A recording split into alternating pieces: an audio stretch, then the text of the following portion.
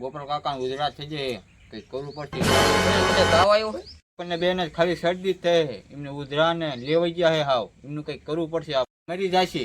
હું આમ આમ ટપકી જઈશ ને તો ઘણા ને લગન બગડશે. બટા એટલે ગાંડા બટા માન લગન ની સિઝન ચાલુ થઈ. મારું કઈક કરો. હજી મારે કન્યા જોવાની બાકી છે.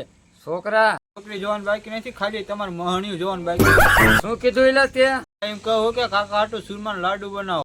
એટલે ગાંડા બટા લાડવા તો મને બહુ ભાવે છે. હવે મંગાવો ખાય ઘા મંગાવો. લાડવા નો ખવાય, ચામીલા નો ખવાય. ચૂરમાના લાડવા ખાવ તો એક બે દ્રાક મોટા ફરવી જાય તો પણ લાડવા થી તમે મરી જાય. હવે લાડવા ખાવાથી માણસ મરી જાય એ તો મેં પહેલી વાર સાંભળ્યું બટા. કાકા બીવરાની વાત નથી. સુરમાના લાડવા કેન્સલ કરો, કેન્સલ. હવે એક કામ કરો કાકા, હવે તમે ગુંદીના લાડવા ખાઓ. હા એ હાલ છે હો બેટા. આમે તાર કાકી હોત ને તો મને કેવા લાડવા બનાવીને ખવડાવત. ગુંડીના લાડવા ઘરે ઘરે છે કાકા, તમે નહીં ખાઈ શકો. એ હું ખાઈ લઈશ.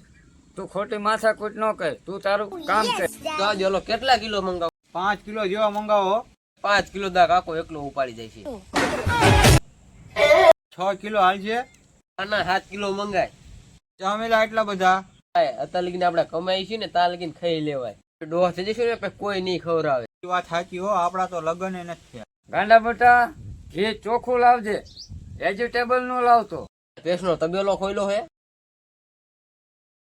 તો તેલ તો પ્યોર રાણી નું દાવ છે. હવે તને મજા આવે એમ કર, ડબલાનું લઈને વાપર ને તોય.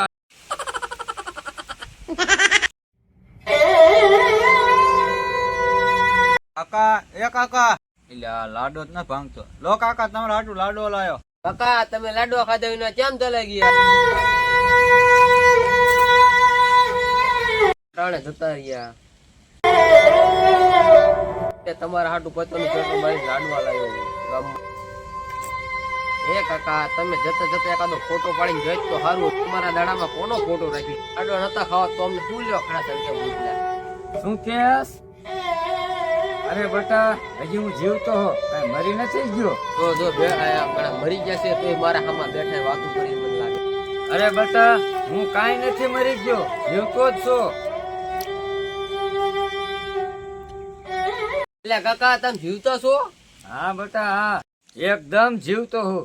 જ્યાં સુધી ગુંદીના લાડવા નો ખાઈ ને ત્યાં સુધી યમરાજના પાડા ઉપર પણ નો બેહું. લાડવા હાલો તો હાલો લાડવા ખાધા રાખો.